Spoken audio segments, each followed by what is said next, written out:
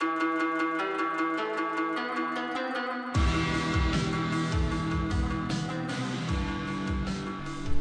to this video on the new features we've added to Shōgun for the 1.3 update. So today I'm going to be looking at improving the VRA fingers by going into post after doing a live subject calibration.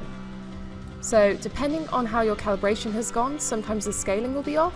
This can be caused by a number of things, such as finger placement or maybe the movements in your ROM.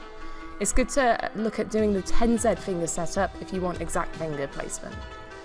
Okay, so now I'm going to go into Shōgun Post, and I've actually already loaded up the range of motion from this character, and I can see that the fingers have scaled not amazingly here. So what we can do is go into the subject parameters here and make sure this is on solving, and have a look at the coefficients for our fingers.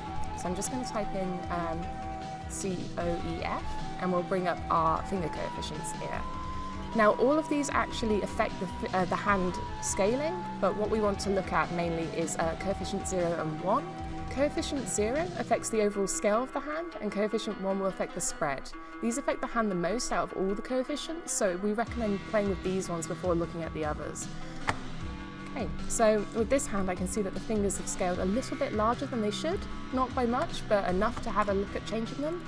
So what I'm going to do is go into the 0 coefficient, and it's on 1.2 now, so let's try 1.1. Okay, so you can see that scaled down a little bit more. If say I put a lot larger value in, we can see a big difference here. So there's a lot of freedom in here. Okay. Coefficient 1, as I said, was for the spread, so if I change this one, let's raise that up so it's on -1.6, so I'm going to put it on -1.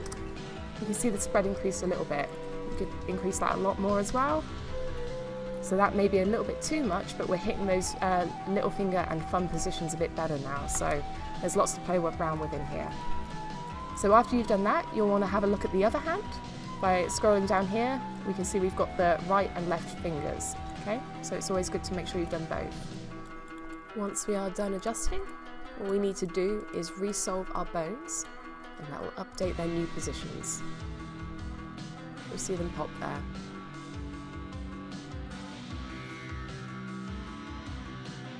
Now we've updated the solving, we can just bring this back into live, or we can even bring it into post and replace it with using the batching for all takes. Okay, thanks for watching guys.